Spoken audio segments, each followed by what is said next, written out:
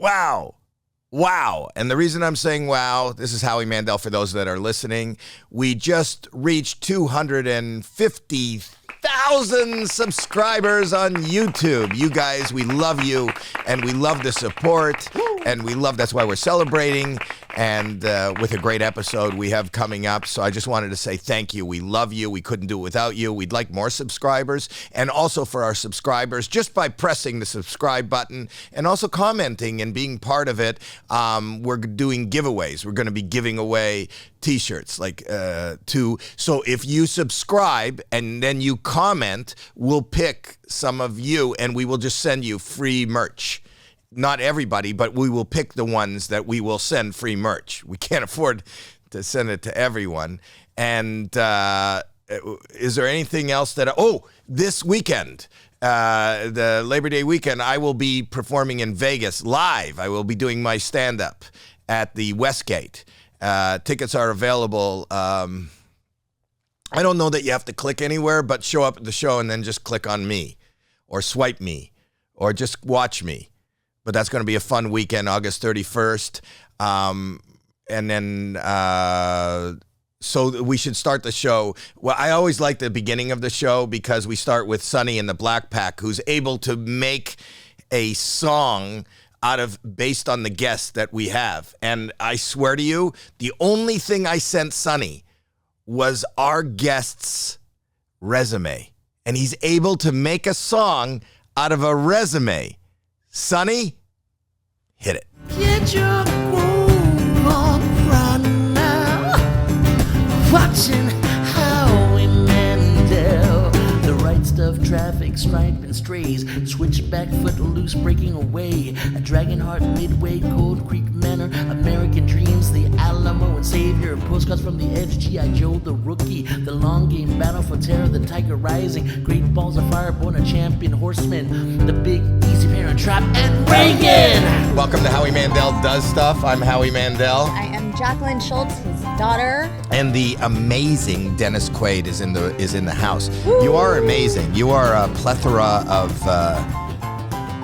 things, of talent, of well, no, I'm being honest with you. That would be a variety. Plethora of things. Variety. You are a plethora of things. I like that. Let's go with that. I like words with TH. Yeah. You are a plethora. He's an amazing actor, a dramatic actor, funny actor, musician, father, advocate. You know, you've been an advocate. I don't know if you medical advocate. Yes. A medical. Yeah. Well, because he had that. That was, I remember. With the twins. Yeah. Yeah. Do you know about that? Heparin, too much heparin. I read about it. Yes, is that correct? That's right. Yes. That's correct. Yes. Yeah. So just, and that's not what this is going to be about, but that had to be an incredibly scary time. I was, as a parent, you know. That was the scariest time of my life. Howie Mandel here. How many times have you reached for your phone today? Now, how many times have you washed your hands after touching something? Oh, I see some of you are squirming in your seats. Well, don't worry, because Riv has a solution that'll keep you protected and connected all at once. You just pre-fill your case with hand sanitizer, flip your phone, press the sprayer, and voila! No more having to fumble around for hand sanitizer bottles or wet wipes. Stay protected and stay connected with code Howie20 for 20% off at Sariv.com. I love this. I love this. That was the scariest time of my life. You know, they were 12 days old and they developed a staph infection and took them to hospitals. They were immediately went into 2 weeks of intravenous, you know, on 12-day-old kids of heparin. You know, they used heparin for the antibiotics. Is a blood thinner. It's a blood thinner, and it keeps the blood from coagulating at the point where the needle is put in, and they gave them the wrong dose. Instead of 10 units, they gave them the adult 10,000 unit. So their blood turned to the consistency of water and was off the measurable scale for 45 hours. Can I ask you why then you decided to go after the maker of heparin or the pharmaceutical instead of the nurses and doctors that gave the dosage? Well, because nurses and doctors, they're really overworked. Hospitals, every day, any like normal hospital, there'll be about 100 mistakes, medical errors made Wait. each and every day. Are you just throwing It's that either number the out? wrong patient, wrong medicine, wrong this, wrong room, whatever. But they were overdosed at least twice. Twice? Yeah, but it's because the reason being was because the kid bottle was light blue, the adult bottle was dark blue. And that I would fuck Yeah, that it up. went I'm through- colorblind. You're colorblind. yeah, I'm and it went colorblind. through 5 different checks to get to the room where a teaching nurse was teaching a nurse. You got to make sure you get the right dosage of. That's what I happened. gave This him was the wrong dose.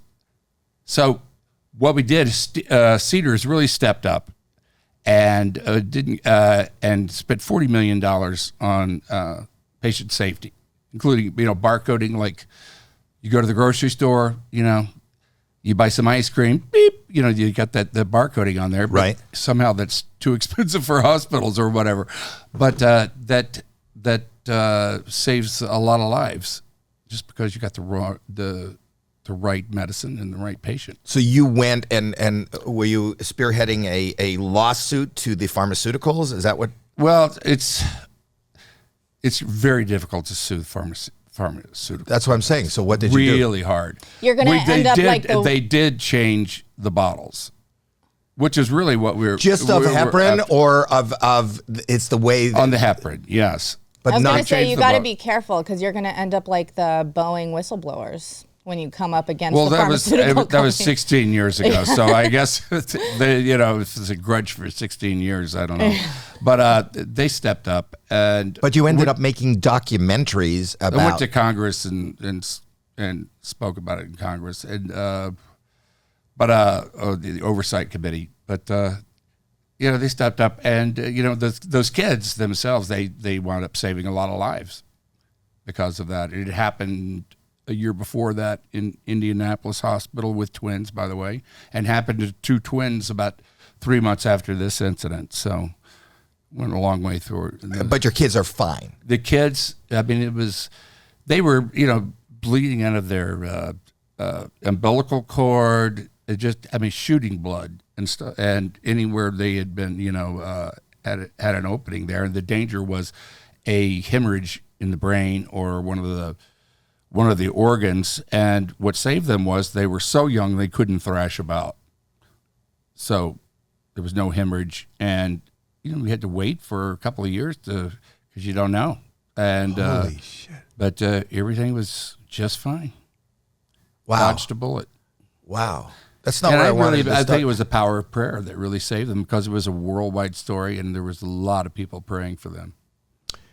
That's very important to you. That's I know that you found that after addiction, right? Well, it's always been a part of me, actually. Really? Yeah, I yeah. didn't hear of you being that devout before. Drug addicts can believe in God too. Yeah, I know, but didn't you find that to be your saving Yes, grace? that was this. You do need, a higher power in order to overcome something like that. And but yes, that was a part of it. I mean, I think drug addiction was part of my spiritual journey. I think. And you've also pursued, besides your spiritual journey, the music of that, right? Yeah, You're yeah. a gospel. Yeah, I had a gospel record come out last year. It's called Fallen. I mean, just for those that don't know, because I think we all, you have a very, and I mean this in a positive way, fractured career, because people will know the movies or people will know different things that they've seen you do, or even medical advocacy and documentaries. But your music is quite good. Do you write your music? Yeah, I do. The music and the lyrics? Yeah, I started playing guitar when I was 12 years old, and it was I realized I was never going to be able to shred a guitar, so songwriting was like a defense for that. Something I could bring to a band. So I'll just play, just for the people who are listening or watching, I'll just play a clip of one of your songs, just so that people thanks. know. Now I'm falling. I'm falling. Is it hard to watch yourself? Nah, I'm immune. Feeling so You? low. I like it. I like it. I have no musical acumen myself. No, I mean, no, Dad. hard to watch yourself. The Watusi. Okay, so then turn it off. I don't want him You to want be to on- watch the Watusi? No, you no, wanna no, watch no, that? I said, is it hard for you to watch yourself? That's what I'm saying. Oh, no. You love it? Let's play the Watusi No, then. don't. No, and it's not about me. No, But that was that's really great. I did that in Nashville. It took a couple of years, writing the songs for it. And then the other half is hymns I grew up with as a kid. And Ben Isaacs produced it, and David Ferguson produced it, and it was kind of Johnny Cash's last band, studio band. It's got that little... It was really great. So when you were young, was the dream to be a musician? Yeah, that was first. That was first. Yeah, because that's something you can do alone in your room. To be an actor, you need other people. Right. Well, that's why I wanted to be a masturbator. And Yeah. I achieved it. You achieved it. Yeah. And then I got a partner, and look what happened. Yeah. You had a lot of competition, though, didn't you? I wanted to play, not with a band, with myself. Anyway, and then you got into movies. Yes. And acting. Did you ever train as an actor? Yeah, at University of Houston, I was in high school drama, but I really wasn't into it. But there's this teacher, Cecil Pickett, my brother took from him. And Cecil Pickett? yes, Cecil Pickett. You know why I know Cecil Pickett? From? Cindy Pickett was on Yeah. a show with me That's called right. Sane Elsewhere. Right. So I think that's the kid, right? Yep. That's right. That was her dad. That's her dad. Yeah. So I knew her and worked with her for 6 years. Yeah. Yeah, he was a great acting teacher. Fantastic. I mean, the very first week of being in his class, I realized that's what I wanted to do. And to be 18, 19 and realize that's what you want to do with your life, that's a real gift. It I is. had my brother also as he was an example that you could actually really do it. Randy, who's also a great actor. So then you go into acting, but not only are you a great actor and a portrayer of characters, I think that you're, and maybe, I mean this in the most positive way, you're a great impressionist, Yeah. I wouldn't call myself a great impressionist. No? I would say a decent one, yeah. I'm going to show but you should see my little brother, Buddy. I mean, that is a guy who could do anybody. Well, this movie that is coming out next, Reagan. Yes. So that's a character. When you decide to take on a project of somebody of note, Yeah. of somebody who has been heard ad nauseum, Yes. like we know what he that sounds was, like. That was a big deal because I didn't want it to be an impression or an impersonation. I mean it as a good. I believe you. I hear what you're saying, and I think impressionist is an impersonation is I don't know. not as good as being an impressionist. What am I listening to Impression- when I see something from your movie Reagan? Is that an It's a I guess character. Actor. I didn't want to just do an impersonation and just do the voice. I wanted to be organic. So I just It comes basically off that way. Talk that way for about 3 months, and that's Even at home. well, it just came up. You start talking, and That's amazing. yeah. So is the difference between impersonation and acting embodying the person that you're going to be as opposed Yeah, to I guess just so. the voice? The question is, what would I do if I were this person in this situation? I'm going to play You can't get away from yourself. I'm going to play the trailer. Can I play the trailer for a second? Sure, please do. Yeah, because I want people to hear it and see it. If you're watching on YouTube, you can see it. If you're watching the movie is Reagan, and it is a slice of a specific time in the Cold War. Yes. Right. So let's just play the trailer. I call upon the scientific community, those who gave us nuclear weapons, to turn their great talents now to the cause of mankind and world peace.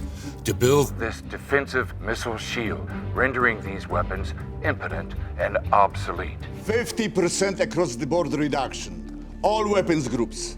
Tactical, INF, ICBM. In exchange, suspension of your strategic defense initiative. Star Wars, some refer to it. And that sounds good. And Guess looks what? good. The guy who played Gorbachev, that was not makeup on his top of his head. It just Wait, the happened. birthmark? Remember Reagan? Yeah. Yeah, no, he had that birthmark. Gorbachev had that same thing. He did too. No. Yes. How do you actor wanted with birthmark? I don't know. Just happened that way. He walked in and he got the part. Are you kidding me? Yeah. Is he bald or did they shave his head? Oh, he was bald. That was him. Howie Mandel here. Ever spend hours scrolling through online travel sites only to end up more confused than a chameleon in a paint store? Liv Travel connects you with real travel professionals who will hold your hand from the moment you start planning until you're back home, tanned and relaxed. No more guessing if that beach in the pictures is the same beach you'll see when you get there. And the best part, Liv Travel offers fee-free packages. Mention Howie for a special offer when you book your next trip on livtravel.com. Can I ask, if you embody that character and you become that character for months and months on end, even before filming, so that you're prepared for it, is it hard to then get out of that character? Because I see people like Austin Butler who then take on the voice of Elvis and can't get rid of it. Is that something that's difficult for you? I learned a long time ago to leave it when I get home. When I go home, just leave it all there. But doesn't your wife want it? Isn't it fun for her to do the president? To become Nancy? With Ronnie? Maybe with somebody else, yeah. She might have a better time. You did that movie for HBO? You know who that is? Yeah. But it's, I learned how to leave it at home a long way back. Actually, with Jerry Lee Lewis, that's when I learned to maybe not take Great it home Balls with of Fire. me. Because that's how I wound up in cocaine school, was that movie. Really? Yeah. So the movie's Great Balls of Fire. Yes. You're playing Jerry Lee Lewis. Yes. You hadn't done cocaine? Oh, no. I had a year to prepare for the role, and I was on cocaine. So, playing piano, just sat at the piano for 12 hours. So, it just, his lifestyle was like out there, man. And I guess I got really far into it. And I realized I needed to kind of like take care of me. Wow. After that. Wow. So that kind of answers your question about the ability to leave a character. You didn't. I think it's healthy. It almost And killed you had twins after one of your characters too. What after Parent Trap. Parent Trap. Oh, yes. So it doesn't seem like you're leaving it on set. It seems like you're coming home and then continuing to embody that character. Wow. There you have it. Did you know that Lindsay Lohan was gonna be what she became? I'll tell you what, she was amazing. She was like 11, I think, when she did the screen test with her, and it was like incredible. I've never seen anybody like that had that much natural talent. I mean, she had me believing there was two. Yeah, whatever happened to the twins. other girl that looked like her with the English accent? But you've been in like the array of work that you have done is. Wait. What? Was my brother lying? He said that's coming back. Did he lie to me? Is Parent Trap coming back? Coming back? Are you making another one? Another Parent Trap too? Yeah. No, I don't think so. Oh, you fucking liar! I heard some He's other. laughing. He knew I was going to bring it up. When you do research on a knew he was podcast, you lying. got to know who to ask. Don't believe anything outside of Wikipedia. I got well. Lindsay's doing more stuff with Jamie Lee Curtis and stuff. I thought she's going for it. I think that they're doing Freaky Friday. Freaky Friday. And I think it has elements of a Parent Trap in it. Oh, so it wasn't a total. Yeah. Are you in it? No. I haven't asked to be. Do you know if I'm in it or not? Alex, let me ask my brother. Alex, is he in it? How are you able to stay? You're Still undetermined. Still undetermined. he'll figure it out. You're jacked. You're in such great shape. You're 70 years old. How do you do? What are you doing? I've always worked out. That's just who I am, I guess. There was a guy, I used to box at the Hollywood YMCA when I was, in my 20s. There was some guy there, he said, he was in really good shape. He was about 50. And I said, how do you do it? He said, take care of yourself in your 20s and your 30s, and the rest will take care of itself. Really? Yep. I've seen people fall out of shape on their 20s, and that were in shape in their 20s and 30s. Yeah. A six-pack can turn into a keg really easy, can't it? Yeah, well, once you lose it, it's really, really hard to get back. Yeah. But That's you the sound truth. do you feel Except good? for Jeff Bridges, he's like been able to do that. Yeah, I don't think he's not as in shape as you, and he's gone through a lot. He's he had cancer and stuff like that. He had some incredible transformations. I mean, he would like get fat and then like be right back, look like it was. And like your 20 son is again. doing amazing. Yeah, he's great. He's Jack, great. I just talked to him this morning. He's in South Africa doing a movie over there. He was a great kid, and I think he's going to just have an incredible career. He He's already having is. it. Yes. Yeah. He's a superstar. I mean, his first thing was, my agent wanted to sign him because it was obvious from, his mom's Meg Ryan, and we didn't push him towards it, but he wanted to be an actor, and my agent wanted to represent him. He said, no, I want to do it myself. He got his own agent. Then next thing you know, his first game was Hunger Games, and then the second thing, he's working on vinyl with Martin Scorsese, and it's just, he's following in the footsteps. He's doing really well. Are you friendly with his mother still? Yeah, we're friendly. Good co-parenting? Yeah. Oh, yeah. She was a great mother. That's she was great. a great mom. You're right now. You said that you're in Vancouver and you're playing the Happy Face Killer. Happy Face Killer. And that's a series for Paramount. It was he was Happy Face Keith Jesperson in the 90s. He killed 8 women in 5 years. He was late, starting. He didn't really work that hard. He was a trucker. But 8 women in 5 years is not. Yeah, I guess so. It's slow. Yeah. They're saying that there might be, or I've heard that there might be more, Yeah. right? And they haven't been able to connect. Yeah, completely I don't well. know if there is more. I think he sits in jail and is bored. Did you meet him? No, I haven't. I really kind of don't need to meet him. I've seen so much videotape and read his book and stuff. And it's that step. I don't know. But anyway, he was a doting father. And that's what the series is really about. Of a daughter. It focuses on the daughter, and the daughter is trying to reconcile this loving dad that she had as a child, had a great relationship with, and this killer. Girl dad. He's a girl dad. Right? Isn't that what they call it? Like Yeah. Kobe? It's a girl dad. Don't A girl dad. connect him to Kobe. Well, I'm just trying to find a connection. I'm trying to find that. Don't embody that character. No. Well, it's sort of like another movie, The Intruder meets Parent Trap. It's but it's really well written, and it's I just found that story is fascinating to me. You're fascinating in the breadth of work that you do. Yeah, I got to tell you, you probably don't know this, but you have given me some of the biggest laughs. I have laughed harder at things that you've been involved with than anything. One of the things that stands out, because I was looking through a bunch of stuff, is when you were on Ellen. Oh, Dennis Quaid is here? Yes. Yes. And you didn't break, and I think that's a testament to just being. I would not have been able to do this. Just for those that don't know, he was on Ellen.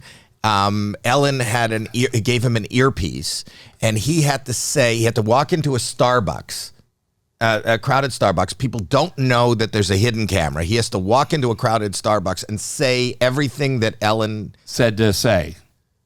Yeah. In a public place. Yeah, just repeat it in every way that she said it. And what was amazing to me is knowing that going into it, you know that she's going to make you say things that you're not on a movie set. Yeah. You're in the real world, that are not going to make you look sane, if that's the word. Yeah, it's like fear is a great motivator.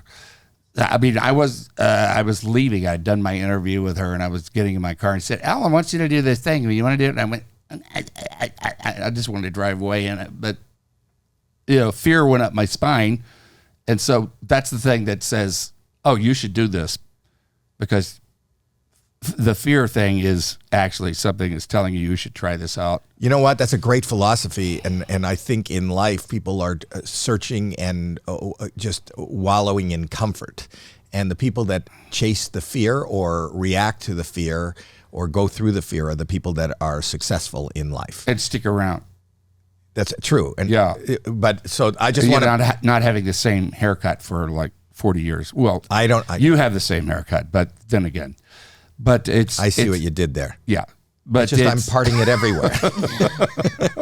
But it's just not getting stuck. Here, can I play a clip from that Ellen thing? Sure. Just so the people know if you're listening. So he's walking into a Starbucks. He's wearing an earpiece, and Ellen is telling him what to say. There are customers wandering around the store, and there's the barista. Here we go. Dennis Quaid is here. Say it loud. Dennis Quaid is here. Everybody's turning around and looking at you and trying to be nice. You know who I am? I was nominated for a Golden Globe. I was nominated for a Golden Globe. Oh my God. Dennis Quaid wants a coffee. Dennis Quaid wants a coffee. I love the third person. What kind of coffee do I want? I want a spiced latte, decaf. I want a spiced latte, decaf. 140 degrees. 140 degrees, please. Tall cup. What? Tall cup. He's saying tall, sir. He can't. Pumpkin spice it is, yes. Pumpkin spice. Now, Look how repeat this serious back you to are. me. Day-o. Day-o. You're supposed to tell him that. Tell him. Repeat this back to me. Okay. That's amazing. It's not only amazingly funny, the concept, but the way, and that's what blew me away. I was on the floor. The first time I saw that, I was on the floor crying. I don't know if you know this about me, but my entree into wanting to do anything comedic was watching Alan Funt do Candid Camera. I loved Alan Funt. Yeah. And even as a comedian, comedy does not make me laugh. What was his cohort, the tall guy? Oh, shit. Not Dennis James. He was on there, though, but there was another guy. But I digress. Yeah. But the truth of the matter is, like, if you tell me a joke, it doesn't really make me laugh because two guys did not walk into a bar. But when I see people reacting uncomfortably, weirdly, and I'm talking about the fact that you had the ability and the audacity to do exactly what she was saying with such conviction. And I don't know if it's because you're a great actor or I don't know how you do that. I'm very directable. You are.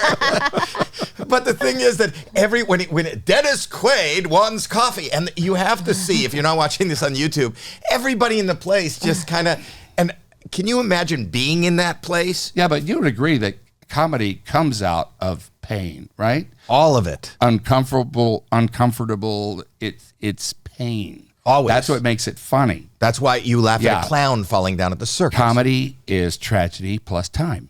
Right. Right? Thank you. Now I know.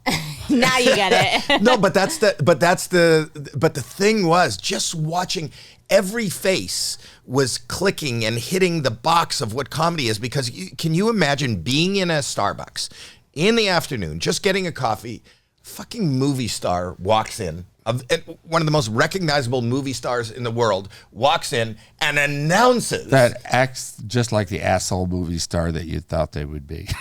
But how do you want to smile? You want to, inside you're going, what a fucking asshole. Look at how he's ordering. Did that fuck you over, though, for cut in line. months to come? Did you walk into places and you would hear people say, Dennis Quaid is hey, here? I got free coffee at Starbucks after that. It was great for a while. Oh, but that is amazing. And just your ability and the fact that you would do that and how you performed it, because, she did that a lot afterwards, and a lot of times the person with the earpiece, I probably would have just laughed or not been able to repeat. I don't know. It was just a magical day. It was. You're a magical man. It was a magical day. But you're also funny in Ellen's the greatest too. She's just fantastic. She is. One of my favorite movies. Listen, we all know you have a plethora. Is that not a good word? No, again? that one's good. Yeah, That one's good. Of roles. Means variety. There's in the middle of the word this time. You're gonna, one of my favorite movies, And I don't know, and I wanted to ask, because I haven't talked to anybody who was in it, was movie 43. Oh, gosh, that was so much fun. Was it great? So the hearsay is that all of you, it had like the biggest stars in the world in it, that all of you didn't realize what you were getting into. No, we did. Oh, you did? It was so, yes, we did. But it was like, it even went further than that. I mean, just, it was just a blast. Well, did you know that it was that? Oh, yeah, sure. Oh, yeah. I can't believe that that's not a... I read the script, you know. I can't... Like, yeah, go ahead. Guy has balls hanging off his chin. So, right. Yeah. Yeah. But I don't know why that didn't go through the roof. It's just so bold. Yeah. Pete Fairley. Yeah. He was, I mean, that's the reason I did it was, you know, the Fairley. Yeah. And, you know, it delivered. And yeah, it was fun to do. That was like, I've always wanted to do comedy. I've had one kind of strategy in my career, and that's to do as many different types of things and genres as possible. Because, you know, it's, I like a lot. That was one of my favorite movies. You're funny in that. I pulled a clip from you in that too. And that's the clip where you come in. The idea is you're pitching. Your character is always pitching. You're always pitching movies. Greg Kinnear. Yeah, yeah, and you get onto the lot. He's a grifter, actually. He's pretending he's a producer, and he's not. He's not. Just trying to grab money. Watch this scene. This is hysterical. This is Dennis coming into the producer's office. How did you get on the lot? I sucked off the security guard. What do you mean? I'm not being cryptic here, Griffin. I blew the security guard. Jerry's gay? Well, not really. He fought me every step of the way. It's just so fucking funny. And that's that same guy that said Dennis Quaid wants coffee. It's just you sell everything. You just sell it so fucking well. It's like seamless. I don't feel like you're doing comedy. I believe you. You know what I mean? You just sell everything. And even if it's selling whatever Ellen is telling you to say, you're such a good actor. Oh, thank you, man. Howie Mandel here. Most detergents out there are packed full of junk ingredients and chemicals. Plus, they lose their scent just moments after taking them out of the wash. Topanga Scents laundry detergent will leave your clothes, your sheets, and towels smelling fantastic for days. Topanga Scents is full of good stuff without all the bad stuff like parabens and sulfates, preservatives, dyes, and more. Enjoy the luxury of Topanga Scents with code HOWIE10 for 10% off at topangascents.com. You got to smell my shirt. You really are. I'm amazed by that. I'm fascinated by actors and acting. You know, they put me into a dramatic show. I did St. Elsewhere for 6 years. I told you, with Cindy, and I was always fascinated by working with Denzel and watching how it's done. But you are really an epic, next level kind of artist. You really are. Well, this goes back. Mr. Pickett gave me a fascination about the very first week was like what makes people tick. And I've always found that fascinating. And I find it even more so as I go along with my career because I'm not trying to get anywhere or be something, you know, just doing what I like to do. I loved it back then, but as I'm very surprised that I love it even more now. Really? Yeah. Do you love, do you like being a celebrity? That part I could take, you know, I wish I had a little bit chosen anonymity. Let's put it that way. You know, it's not hard on me, but it's, you know, it's kind of sometimes tough on like on my kids or whatever, you know, whoever I'm with or whatever. But yeah, I don't mind being a celebrity. You know, it's people if people come up to you, it's better than a poke in the eye with a sharp stick. You know, they're just trying to be friendly, and people are nice. I've always been a people person. Is that part of the reason why your son didn't want your help when getting into acting or the industry, because he wanted to feel like he did it on his own? Yeah, I think he wanted to prove up something himself. Yeah. And, you know, he did it the right way. You know, he was in drama like in high school. That's what he started. You know, we didn't let him be a child actor because, you know, that's all the stuff that goes with that. And then he got in college as well. He was in film. And then I think he wanted to prove it to himself. You've left Hollywood. Yeah, well, I have not completely. I moved. Yeah, I moved to Nashville. Right. Yeah, I lived there most of the year, and I still keep a place here. And during the school year, I'm back here half the time, for my kids. Oh, you're not going to school. Yeah. So the kids live here. Yes. All the kids live here. Yeah, I guess. Why so. Nashville? Music. The grown ones. Yeah, and I really love that place. It's just about my favorite place I've lived, I think. When you come from Nashville here, do you fly yourself? No, not currently. I don't. I'm currently without an airplane. Yeah. Such a sad story. I mean, people don't realize that Dennis Quaid, and we do have. Can somebody help me? Well, we will. We have listeners and viewers. If you can, in any way, go fund me. What do you want? What kind of plane? A Bonanza would actually be nice. A Bonanza. Yeah. Get Dennis Quaid a Bonanza. Look up with Bill Burr. I had a Citation too. It was it was very convenient. That's like a Cessna. And then I started working too much, and it's just it wasn't really didn't make sense. When's the last time you were behind the? A couple. Is it of a months wheel ago. or a stick? Yeah. Bill Burr does helicopter. The yoke. I realize. Behind the yoke. Behind the yoke. Wait, people that fly helicopters, it's not interchangeable. No. Flying a helicopter is like balancing a marble on a plate. Uh-huh. Yeah. I do that. I've been licensed to do that. And all flying is learning to land.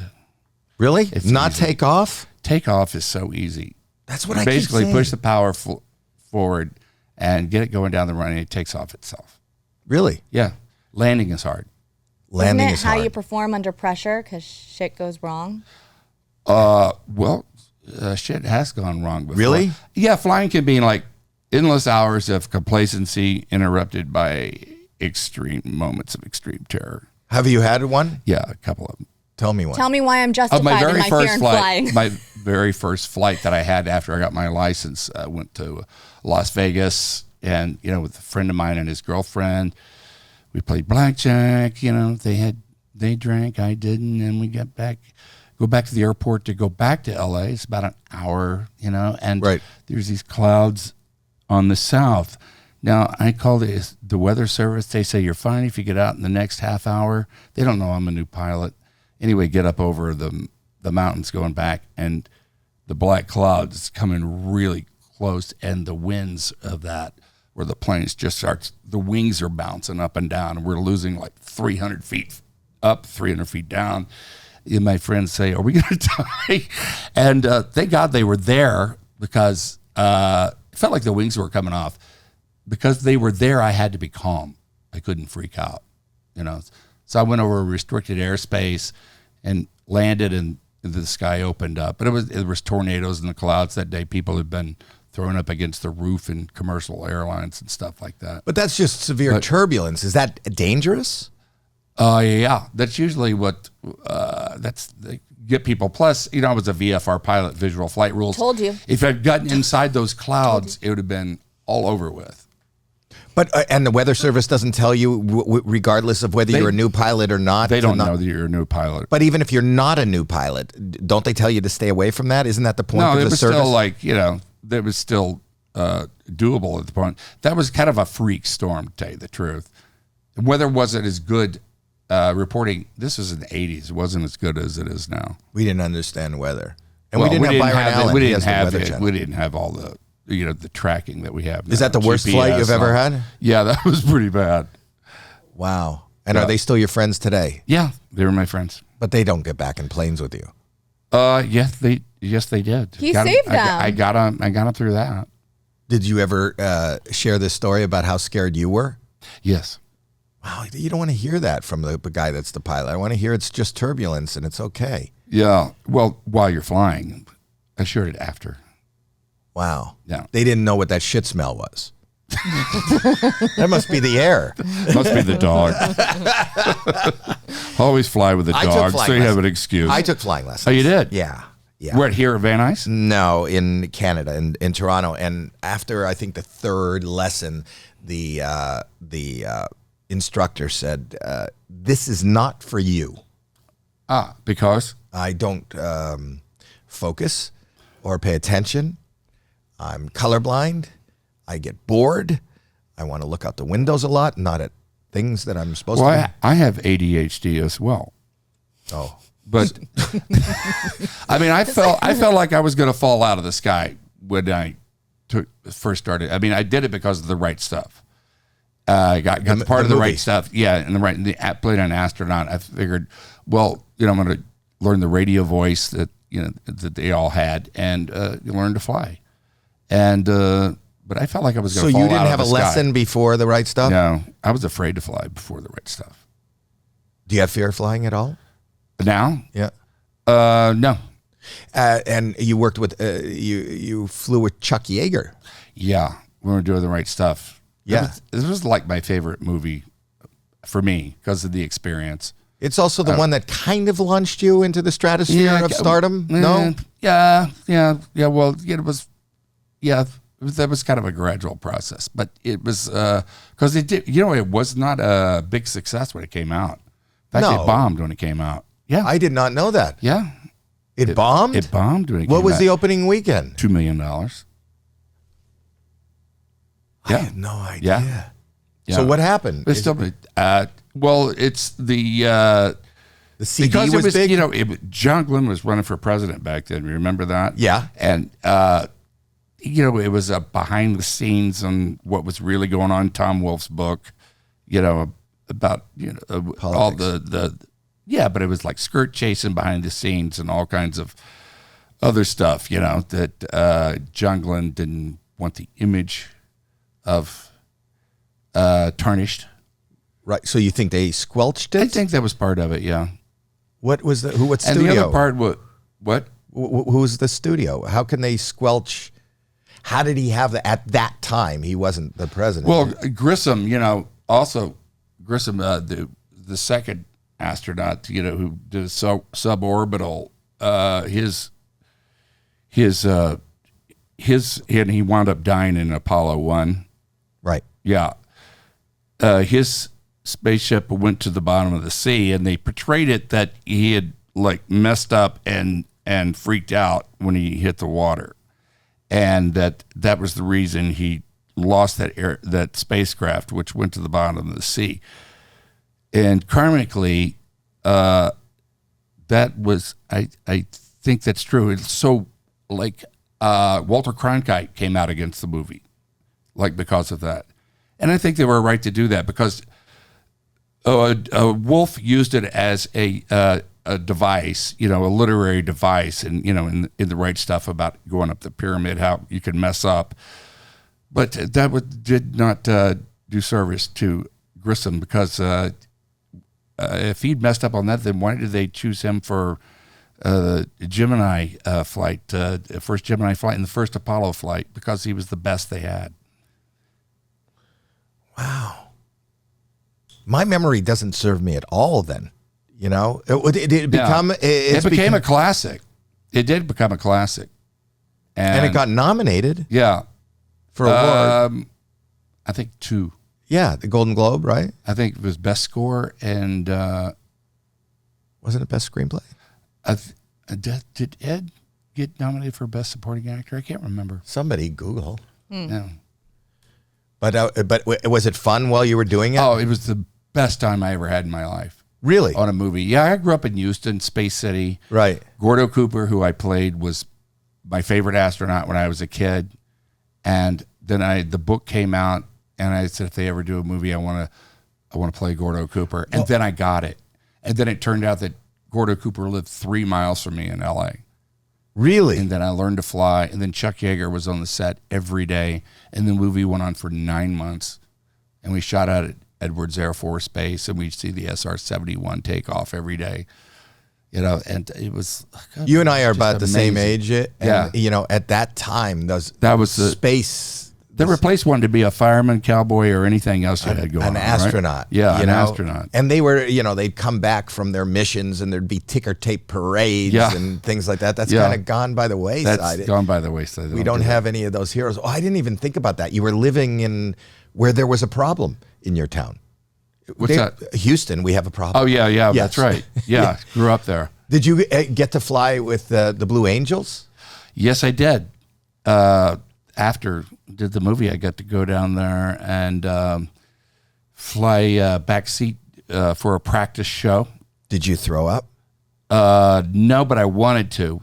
They were all wearing G-suits, which keeps keeps your blood up in your head. You squeeze. Right. And I don't know where the turns are coming, but these guys are they're 18 inches off each other's wings.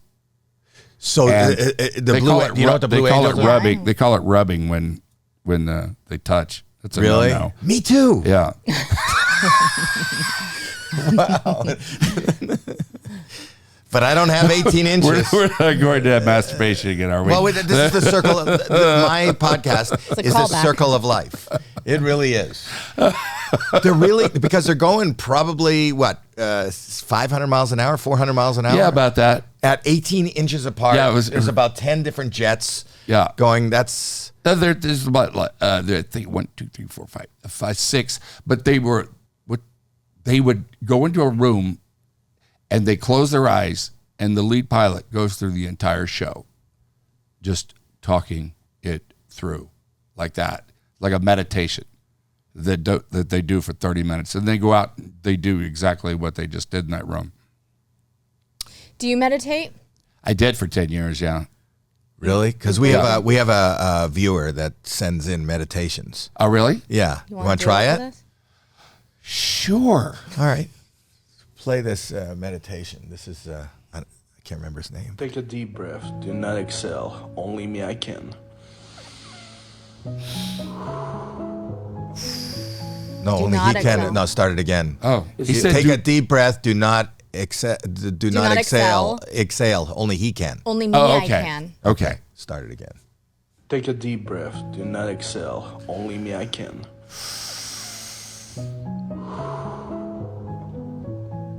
Hello. Is there anybody in there? Ew. Well, you're there. You're still there, not breathing. You're holding your breath like a god. You're the greatest alive. Killed his Quaid. You're slightly brain damaged, but it's... Isn't that beautiful?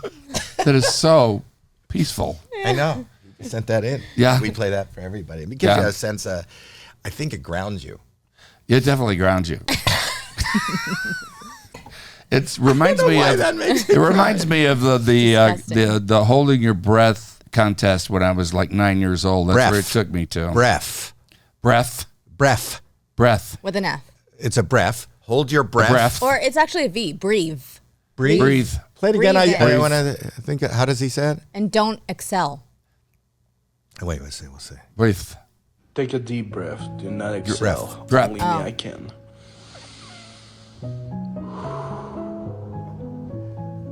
Hello. Breath. Hello. Hello. Hello. Breath. That's what gets me. It's the hello. Is there anybody in there? Yeah, but you could take that tape home, because I would love to do the movie of this guy's life, and I think you should play him. I would like to have a sad song with this guy in person, actually. It's like...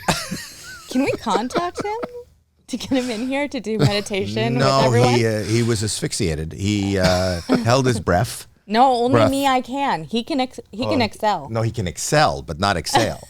He's just really good at it. Anyway, you are fantastic. I can't tell you how thrilled I am that you came here. I've been watching you for years. I can't believe, as you said, that we have not crossed paths. We kind of, not really. Years and years ago. Yeah, really. I think we have passed each other in passing. Maybe at a Starbucks. But we've never really got to connect. Yeah. I was renting a house once on Malibu beside Tom, and you were there. I went trick-or-treating, and you answered the door. Yeah, we were there. You gave me candy in a non-creepy way. Thank you for that. Yeah. Yeah. So Halloween in the Colony was always fun. Yeah. Or July 4th. Yeah, that was fun. Yes, I remember do you remember playing volleyball on the beach in yes, front of his house? do. Yeah, so I was there. Wow. Yeah. You're not memorable, though, Dad. There we have it. There we have it. Yeah, there we have it. So Yeah, it's good it was great. to reconnect every 20 some odd years. Yeah. And I wish you we'll have to nothing- make it a shorter time now. 15? You're 70. I'm 70 next year. I tell you what, I'm going to invite you to the premiere of Reagan if you'll come. I will. Yeah, I will. I can't wait to. I love what you do. I'm really a fan of yours, and now I've had a chance to sit and talk to you, I'm even more of a fan.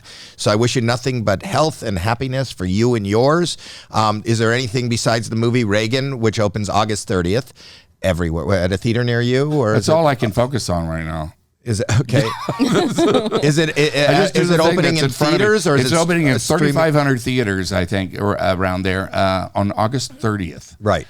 And will it be streaming too? I mean, I never know at the same time. No, it's going to strictly old-fashioned theatrical release. That always confuses me. Like when they release movies now with with streaming. You're like, Well, is it a movie or is it a TV show? Is it a movie or a movie? Right. So this is a movie. Yeah. And I will tell people to subscribe. You should subscribe to this podcast. It's called Howie Mandel Does Stuff. We have a new. It's not new. We've been doing it for almost a year. Prove it. Subscribe right now. Okay, then. Go on YouTube. Let me find my smartphone. Because here's what I want you to do. But when you do it, when you press the subscribe button on YouTube, it's scratch and sniff. So what I want you to do is you hold down the button for a second and then smell your finger. I'm telling you, because we changed the scent. Okay. Weekly, monthly? How often is the scent changed? I don't know. That's monthly. Wow. That's great. Yeah. So do that. And we ask people to like, comment, give us 5 stars on reviews. I am going to subscribe. That's nice. Yes. Thank you. Do what Dennis Quaid does.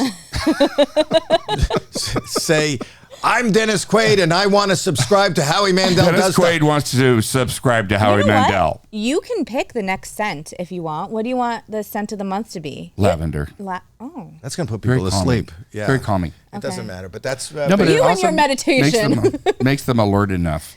All right, everybody, breathe. That's the end of this show. Great. That was fun. That was fun. That was really, that was wonderful. Actually, I like it how you just go into it. You don't do the... It's not a TV show. Not a whole lot of setup.